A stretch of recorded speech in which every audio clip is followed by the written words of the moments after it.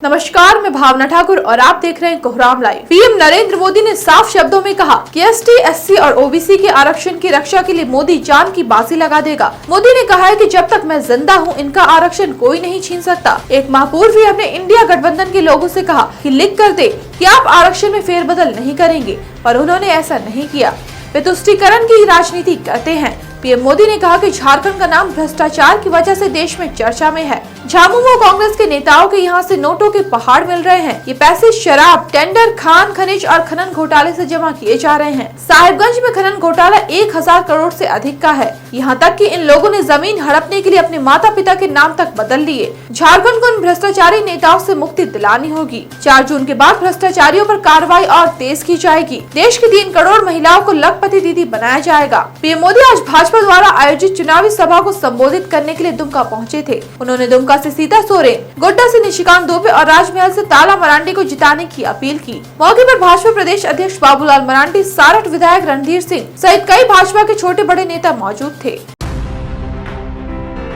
Ranchi airport जाने वाले लोगों को आज खासा परेशानी का सामना करना पड़ा। फ्लाइट पकड़ने वाले पैसेंजर्स को भाग भागकर एयरपोर्ट पहुंचना पड़ा ताकि फ्लाइट न छूट जाए। दरअसल एयरपोर्ट के पास स्थित एक सरना स्थल को हटाने के विरोध में सैकड़ों ग्रामीण आज सड़क पर उतर आए, जिस वजह से रांची एयरपोर्ट रोड जाम हो गया।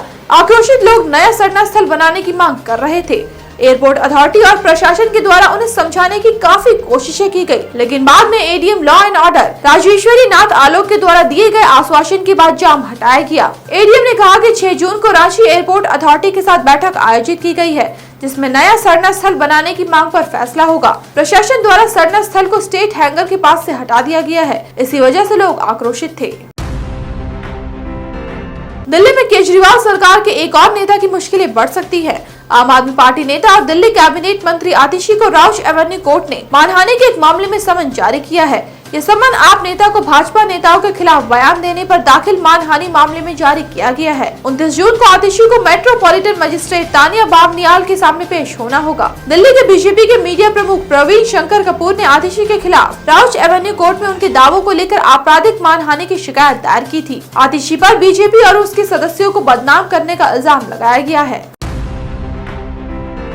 शादी समारोह में आए मंटू साहू को 3 बदमाशों ने पैरों से खून कर मौत के घाट उतार दिया। उस पर टांगी के बट से भी वार किया गया। मंटू साहू ने मौके पर ही दम तोड़ दिया। हत्या जैसी वारदात को अंजाम देने के बाद तीनों बदमाशों के घर वालों को भी धमकाया गया कि अगर पुलिस को कुछ भी बताया तो जो हाल मंटू का किया गया वैसा ही हाल सबका कर दिया जाएगा। मंटू अपने भाई प्रकाश नाग की बेटी सुजाता कुमारी की शादी में शरीक होने आया था। उसका भाई गुमला के बसिया थाना क्षेत्र के बनई बरटोली गांव में रहता है। शादी समारोह में अपने एक दोस्त के साथ आए जगतपाल तिग्गा और मंटू साहू में किसी बात को लेकर कहासुनी हो गई। तब कुछ लोगों ने बीच बचाव कर दोनों को शांत करा दिया।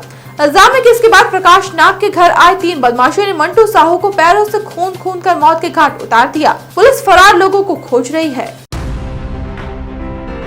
रिटायर्ड आईएएस देवेंद्र दुबे की पत्नी मोहिनी दुबे का हत्यारा कोई और नहीं, उसके ही घर का ड्राइवर अखिलेश निकला। इस कांड में अखिलेश का साथ उसके भाई और एक दोस्त ने दिया। घर में रखे 90 लाख रुपए नकद एवं कीमती गहने जेवरात पर अखिलेश की नजर चली गई थी। वो लालची था, इस वजह से उसने सब कुछ लूट भाग जाने की प्लानिंग बना ली। पहले से तय प्लानिंग के अनुसार मौका मिलते ही अखिलेश ने घर में हाथ साफ कर दिया। मोहिनी के आ जाने और उसे देख लेने के चलते उसने मोहिनी का गला घोंटकर हत्या कर दी। घटना के समय पति देवेंद्र दुबे ड्राइवर अखिलेश के छोटे भाई रवि के साथ कार से गोल्फ खेलने चले गए थे। उस रोज ड्राइवर अखिलेश छुट्टी पर था। रिटायर्ड आईएएस के घर में 8 लोग काम करने आते थे। पुलिस का शक ड्राइवर अखिलेश पर गया। पुलिस ने उसे उठा लिया। पूछताछ में वो टूट गया। उसने पुलिस को बताया कि वो घर में रखी मोटी रकम और कीमती जेवरात चोरी करना चाहता था, पर अचानक मोहिनी दुबे ने उसे देख लिया, जिसके चलते उसने उसे मार डाला।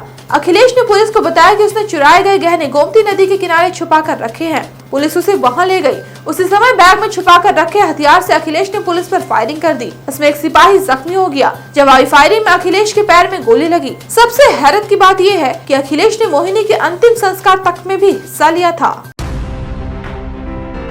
किसी बात पर रूठकर मायके चली गई पत्नी को मना लाने गए पति अमित कुमार दास को पहले ससुराल में बेतरह पीटा गया। जब अमित के पिता मुनीलाल दास ने केंदुआडी थाना की मदद मांगी तो उल्टे थाने में भी अमित को पीटा गया। सदर अस्पताल में भर्ती जख्मी अमित का इल्जाम है कि उसे थाना में करीब 100 बार उठक बैठक कराया गया और पीछे डंडा से खूब मारा गया। इस बात की शिकायत धनबाद के पुलिस कप्तान से की गई है। पुलिस कप्तान ने विधि व्यवस्था डीएसपी से जांच रिपोर्ट मांगी है। खबर है कि धनबाद के राजगंज थाना क्षेत्र के दास टोला में रहने वाले अमित अपनी पत्नी को लाने ससुराल गया था।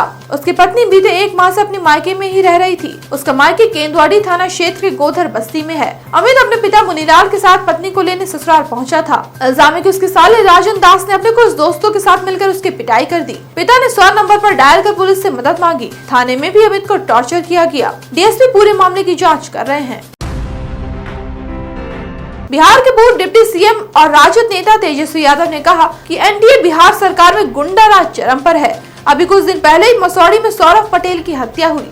छपरा में दिन दहाड़े चंदन राय की हत्या हुई। कल पटना यूनिवर्सिटी में छात्र हर्ष राज की हत्या हुई।